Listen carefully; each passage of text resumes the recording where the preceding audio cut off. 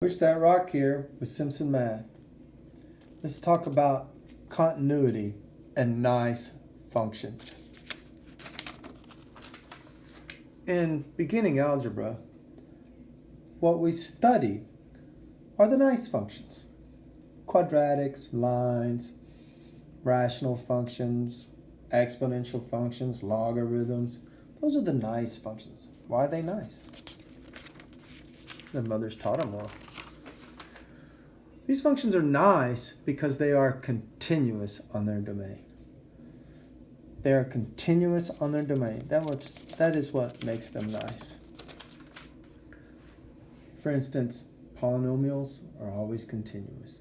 Lines, parabolas, cubics, higher degree polynomial, always continuous. Nice, smooth. You draw them, you don't have to pick up your pencil. The sine wave and the cosine wave, continuous. Never have to pick up that pencil. No problem at all. E to the x, continuous. Other exponential functions, continuous. What about odd root functions? Odd roots, where there's an odd index here. So cubed root or seventh root. Those are always continuous. Here's the cubed root function. It looks like that. Nice and continuous. See, nice. Very nice. Now, here's a cool fact. I call it the continuous operations theorem. It says that operations with continuous functions produce, or produces, that is a plural mistake, but anyway, produce continuous functions. But division might create a discontinuity. Gotta watch out for tricky old division. Let's get out some examples. Here we have F, G, and P. So G is just the parabola shifted up, P the parabola shifted down, F is the e to the x function, the mother exponential function, you might say. Let's find f composed of g. That means take g and replace the input, use it as the input in f. So it gives me e to the x squared plus 1. That's a continuous function. Because both of these are continuous, the result is continuous. What about g plus p? If I add the two, well, the 1 and negative 1 go away, and the x squared and x squared is 2x squared. This is just a dilated parabola. Of course that's continuous. What about f divided by g? Well, f divided by x squared plus 1, e to the x divided by x squared plus 1, it's continuous as well. But what about g divided by p? Uh-oh, this has a problem. Let's look at it clearly. Let's see if you can see that better. That's got a problem. That is not continuous. It's continuous on its domain, but it does have two domain issues. It's still a nice function because it's continuous on its domain. But notice we had a continuous function and another continuous function. We did an operation with it, and it's continuous everywhere but at two places. In other words, this is always continuous, always continuous. This is not always continuous, but continuous on its domain. I bet you can tell me where those two discontinuities occur, because you had a princely, very handsome, and very debonair algebra teacher. So here's that same function we were just talking about. I named it R for rational function. How do you deal with rational functions? Well, you set the denominator equal to 0, because if the denominator is equal to 0, the solutions are not in the domain. So I set the denominator equal to 0.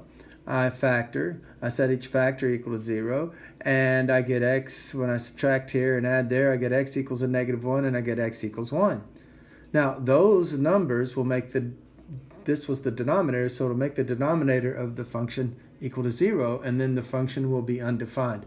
So those are two numbers not in the domain. So, but this is a nice function. So it's continuous on its domain, which means it's continuous everywhere except at plus or minus 1. Here's a square root function. Square root functions are nice as well. They're continuous on their domain, but there is a technicality alert happening here. Okay, but how do you find the domain of an even root function? You set the radicand. What's under the radical? That's the operand or argument. These are synonyms, and the radicand is an operand of a radical.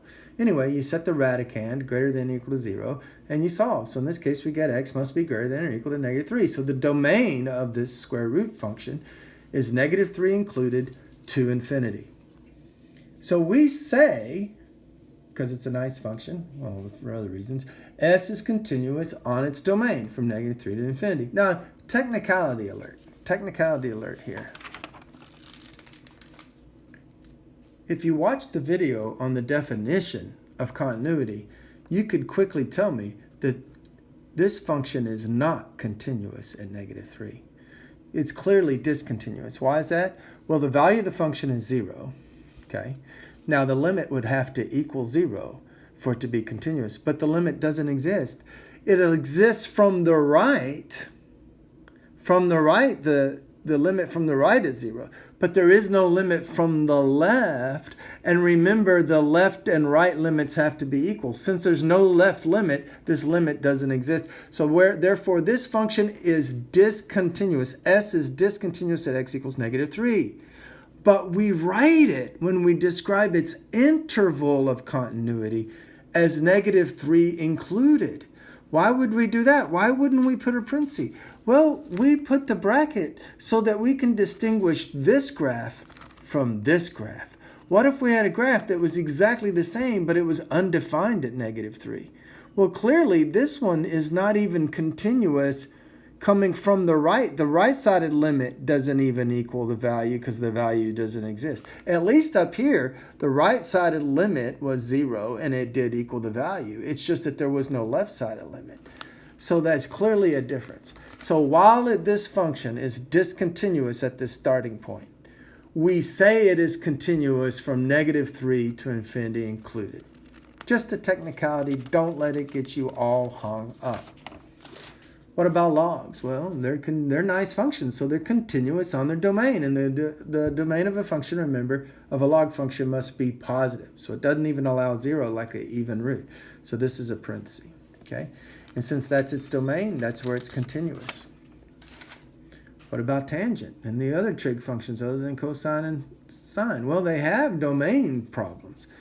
So there are blow-ups, okay? So in this case, it's discontinuous at all the odd halves. So at pi halves, 3 halves, 5 halves, 7 halves, and so forth, and -3 halves, and so forth. That's where it's discontinuous because those values are not in its domain. But all of the values in the domain, it's continuous. Okay? What about inverse sine? Well, inverse sine is only defined from -1 to 1. Because sine's range only goes from -1 to 1. So inverse sine, or arc sine, has a domain from -1 to 1. But it's a nice function, so it's continuous over its domain. Math made simple at Simpson Math.